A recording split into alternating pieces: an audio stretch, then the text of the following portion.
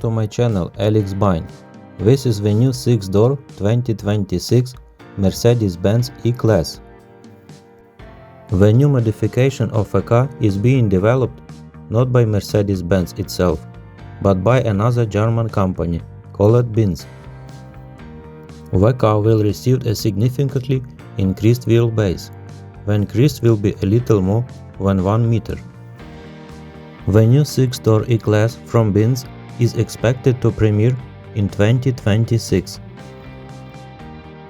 Thank you very much for watching. Subscribe to my channel.